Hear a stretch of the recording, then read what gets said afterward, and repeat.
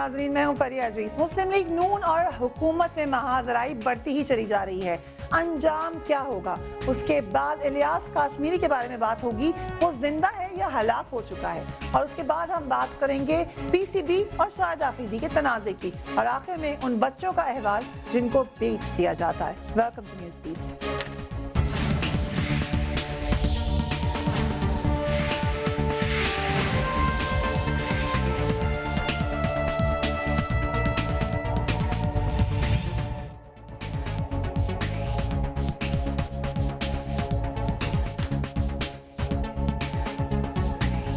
अक्टूबर सन 2002 में इलेक्शन के बाद बनने वाली असेंबली में 17 माह तक कोई कायदे हिज़्ब इख्तिलाफ मुकर्रर नहीं किया गया। आखिरकार 24 मई 2004 को उस वक्त की कौमी असेंबली के स्पीकर अमीर हसैन ने अपनी सवाबदीदी इख्तियारात इस्तेमाल करते हुए JUIF के रहनुमा मौलाना फजलुर रहमान को कायदे हिज़्ब इख्तिलाफ मुकर्रर कर दिया था। उन्हें ये ओहदा परवेज मुशर्रफ के इक़्तिदार को तहफ़्फ़ुज़ देने के लिए की गई 17वीं आईनी तरमीम को मंजूर करवाने के बदले में दिया गया था, जबकि कौमी असेंबली में मखदूम अमीन फ़हीम को अपोजिशन के 79 अरकान ने कायदे हिज़्ब इख्तिलाफ नामजद किया था। इसके मुकाबले में मौलाना फजलुर रहमान को सिर्फ 68 अरकान की हिमायत हासिल थी। इस फैसले पर कौमी असेंबली में अपोजिशन जमातों, पीपल्स पार्टी और मुस्लिम लीग नून ने सख्त एहतजाज किया और इस फैसले को गैर आईनी करार दिया था। ये तारीखी वाकया हमें इसलिए याद आया कि पाकिस्तान की सेनेट में इसी से मिलता जुलता एक और वाकया पेश आया है। कल सेनेट में JUIF के मौलाना अब्दुल गफूर हैदरी को कायदे हिज़्ब इख्तिलाफ मुकर्रर कर दिया गया, पर मुस्लिम लीग नून और जमात इस्लामी ने सख्त एहतजाज किया है।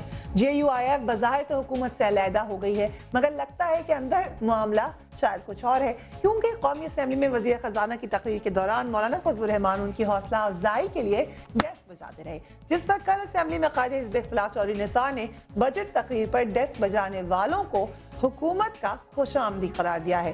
बजट तकरीर के दौरान मुस्लिम लीग नून की तरफ से होने वाले एहतजाज ने हुकूमत और अपोजिशन के दरमियान बढ़ती हुई महाजराई को वाज़ेह कर दिया है, और उसके जवाब में पीपल्स पार्टी सिंध की तरफ से भी मुस्लिम लीग नून के खिलाफ आवाजें बुलंद होना शुरू हो गई हैं। मगर ये बात अभी तक समझ में नहीं आती कि जब भी मुस्लिम लीग नून पीपल्स पार्टी की हुकूमत के खिलाफ सख्त ज़बान इस्तेमाल करती है, इसका जवाब सिर्फ सूबा सिंध से ही क्यों आता है। आज के प्रोग्राम में हम इसी पे बात करेंगे। A very warm welcome to Sharjeel Memon साहब, पाकिस्तान पीपल्स पार्टी के इंफॉर्मेशन मिनिस्टर हैं, प्रोविंशियल इंफॉर्मेशन मिनिस्टर हैं। सदीक उल फारूक साहब जो हमें लाहौर स्टूडियो से ज्वाइन कर रहे हैं, and doctor Ismail Buledi, senator JUIF। A very warm welcome to all of you gentleman. सबसे पहले इस्माइल बुलेदी साहब, डेस्क बजाने वाले खुशामदी होते हैं?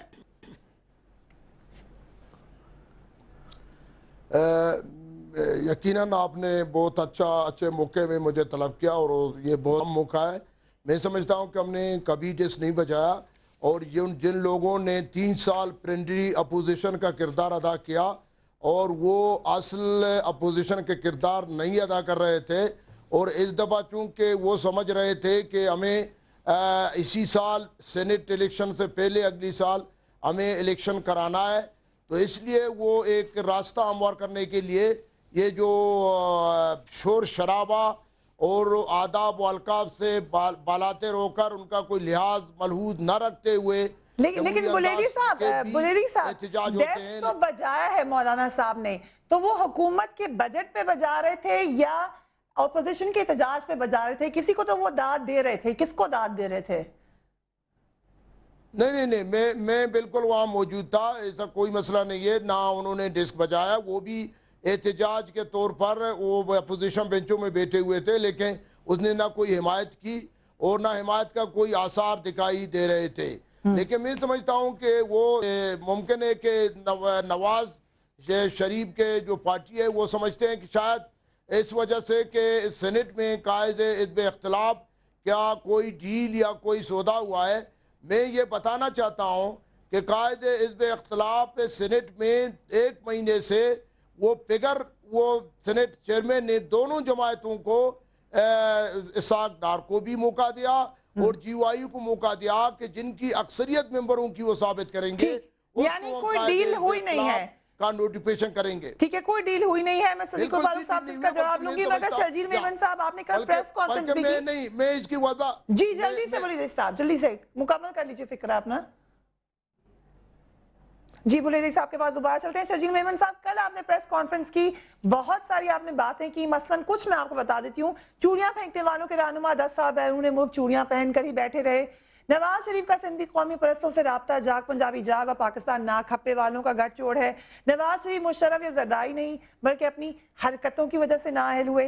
नवाज शरीफ का कोई सियासी मुस्तकबिल भी नहीं है।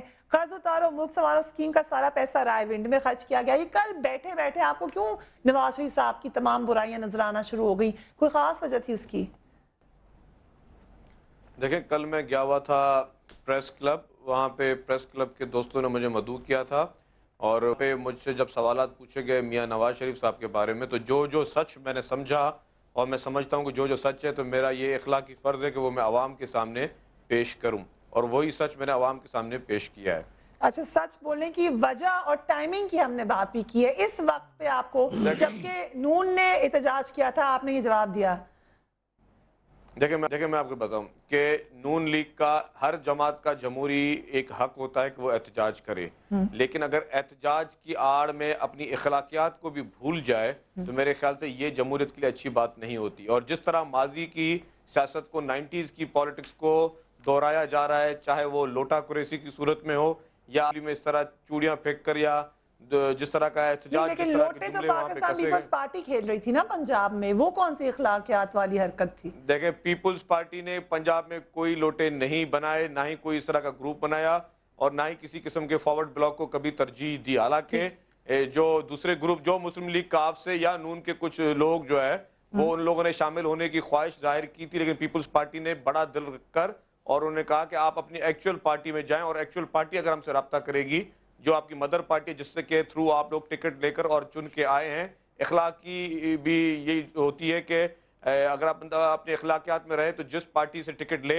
उसी पार्टी तक अपने टेन्योर को पूरा करे। उस बीच में अगर किसी को, नहीं मेरी बात सुनिए, कंप्लीट करने, अगर किसी को अपनी पार्टी पे कुछ अगर तहफ़्फ़ुज़ात है या पार्टी पॉलिसीज पे तहफ़्फ़ुज़ात हैं, तो सबसे बेहतर इखलाक की जरूरत यही होनी चाहिए कि वो रिजाइन कर ले और फिर फ्रेश इलेक्शन आके लड़े, ताकि पूरी की पूरी पार्टी चली जाए जैसे कि काफ लीग ने किया है, पूरी की पूरी पार्टी आ जाए। तो देखिए अगर काफ लीग आई तो वो एक मेन पार्टी थी, उनके सरबराह जिन्होंने टिकट बांटे थे और जो मेंबरान उनके टिकट्स पे चुन के आए थे, हमने उनके साथ इत्तेहाद किया है। हमने कोई फॉरवर्ड ब्लॉक्स नहीं बनवाए, हमने कोई लोटा क्रेसी को फरोग नहीं दिया। मैं आपको एक बात बता दूं, मेमन साहब मुझे जवाब दीजिए सदीकुल फारूक साहब से। सदीकुल फारूक साहब, सेनेट में कायदे हिज़्ब इख्तिलाफ की सीट के लिए हम यही सुन रहे थे कि इसहाक डार साहब को पूरे वोट मिल रहे हैं, फिर उसके बाद क्या हुआ? कहाँ पे आप लोगों से गलती हुई है? बिस्मिल्लाहिर्रहमानिर्रहीम। फरीहा, आपने अपने तारुफ में दो टोक और वाज़े बातें बता दी हैं कि ज़्यादा वोट मुस्लिम लीग नून के साथ थे, वोट नहीं पोल करने दिए गए इसलिए कि उन्हें JUI के साहब जो हैं वो सूट करते थे। आपने 2002 की अपोजिशन भी बता दी, 2004 में आपने बताया कि उस वक्त के स्पीकर ने क्या किया और किसके कहने पर किया और किसको लीडर ऑफ द अपोजिशन बनाया, थोड़े वोटों वाले को और ज़्यादा वोटों वाले को नहीं। उन्होंने कहा जी नहीं, हम नहीं मानते।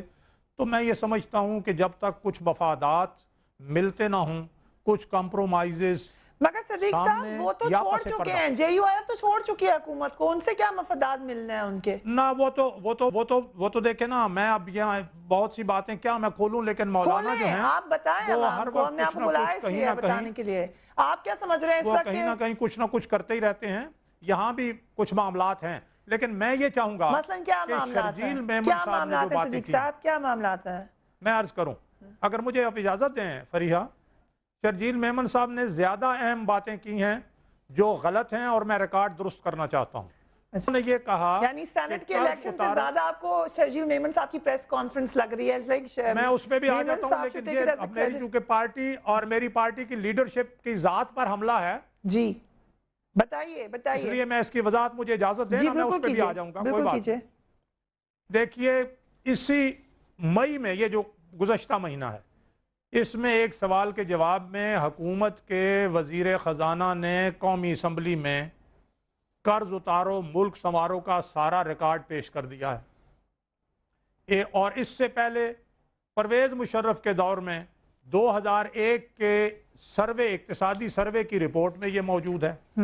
अब अगर ये अपनी कौमी असम्बली में पेश किया गया रिकॉर्ड जो है उसको भी नहीं तस्लीम करते, तो फिर शर्जील मेमन साहब से मैं ये कहूँगा कि अपने वजीर ख़जाना से और अपनी मरकज़ी हुकूमत से पूछ लें। और मैं आज ये ऐलान कर रहा हूँ कि चूँकि ये बात तय हो गई है कि कर्ज उतारो मुल्क संवारो में से एक पैसा नवाज शरीफ या किसी और पार्टी की जेब में नहीं गया, एक अकाउंट था स्टेट बैंक के पास गया, कर्जे उतारने में लगा और फिर जो बहुत सा कर्जा था वो वापस दिया गया लोगों को मुनाफे के साथ। तो अब मैं ये कहूंगा कि इसके बाद अगर पीपल्स पार्टी के किसी दोस्त ने ये गलत बात की तो उनके खिलाफ डेफेमेशन का केस हम करेंगे। डेफेमेशन का केस शर्जील मेमन साहब इन्होंने बात की है चूड़ियों की। जी, चूड़ियों की, चलिए वो भी जवाब देते हैं। चूड़ियों की 10 साल वो बाहर बैठे रहे। चूड़ियां पेश मैं ये अर्ज करूंगा, नाराज ना हो मोहतरमा बेनजीर भुट्टो 1998 में, अब दुनिया में मुझे अफसोस हो रहा है ये बात कहते हुए, वो 1998 में मुल्क से गई और फिर एनआरओ करके मुल्क में वापस आई 10 साल के बाद। अब आप जवाब जरूर देने दें। यहाँ आया जी कि वो जवाब जरूर देने दें भाई, बात हो रही है। मुझे जरूर देने दें। जी मोहतरमा बेनजीर, मैं आपको एक बात कही, मैं क्लियर करता हूं सारी बात। परवेज इलाही उनके कत्ल की साजिश में शरीक हैं, खत लिखा। फिर ये बताएं शर्जील मेमन साहब कि क्या मोहतरमा का वो खत और मोहतरमा का मौक़िफ़ गलत था या आज ये मौक़िफ़ ठीक है कि मोहतरमा के कत्ल की साजिश करने वालों को आप साथ लेके बैठे साहब वो कह रहे हैं कि फरियाद साहब मुझे आप बोलने का मौका दें मेहरबानी कर। मोहतरमा बेनजीर भुट्टो साहिबा जब मुल्क से बाहर गई तो वो कोई डील करके नहीं गई थी, वो जलावतन की जिंदगी गुजार रही थी ये। और मोहतरमा बेनजीर भुट्टो साहिबा जब आई और जिस एनआरओ का जिक्र सिद्दीकुल फारूक साहब ने किया, तो मैं सिद्दीकुल फारूक साहब को ये बिल्कुल कहूंगा कि उसी एनआरओ की वजह से इलेक्शंस हुए, उसी एनआरओ की वजह से परवेज मुशर्रफ ने अपनी वर्दी उतारी, उसी एनआरओ की वजह से आज अदलिया बहाल हुई है। अगर वरना यही लॉन्ग मार्च है और ये सब चीजें मुशर्रफ साहब के दौर में होती रही, कुछ नहीं हुआ। और नवाज शरीफ साहब भी इसी एनआरओ की वजह से ही मुल्क में आए, वरना नवाज शरीफ साहब तो 10 साल का मुआहदा लिखकर गए थे और वो आखिर तक आप लोग मानते थे कि वो हमने कोई डील नहीं की, कोई डॉक्यूमेंट नहीं है। नहीं, मुझे कंप्लीट नहीं, मुझे कंप्लीट करने दें। जहां तक कर्ज उतारो फिर मैं भी थोड़ा सा बताऊं। जी बताइए शर्जील मेमन साहब। मनी लॉन्ड्रिंग केस कहां पे गया?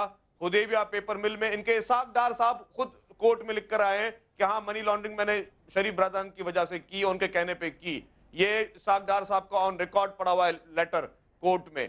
तीसरी बात, क्या हम लोग भूल जाएंगे कि रुपए जो है वो किस तरह सस्ती रोटी के नाम पर कहां गए? अवाम की क्या हालत है इस वक्त पंजाब में? क्या हम सब इस चीज को भूल जाएंगे? क्या हम इस चीज को भी भूल जाएंगे कि तमाम अहम महकमे एक वजीर आला साहब के पास है? मैं सिद्दीकुल फारूक साहब का बड़ा एहतराम करते हुए ये सवाल पूछता हूं, क्या पंजाब में जो दूसरे आपके एमपीएज हैं, क्या उनमें इतनी एबिलिटी नहीं है कि वो health department, education department? Sharjeel साहब, यहाँ पे मैं भी एक क्वेश्चन करना चाहूंगी।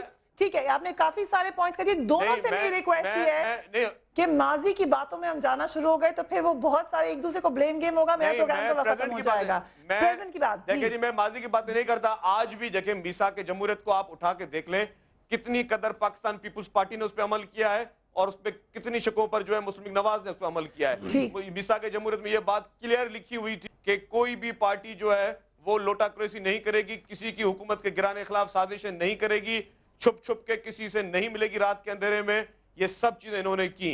वो कह रहे हैं वायलेशंस आपकी हुई हैं सिद्दीकुल फारूक साहब, चार्टर डेमोक्रेसी की। मैं अर्ज करूं जी? नहीं, इजाजत दें, मैं जल्दी जी फरमाइए।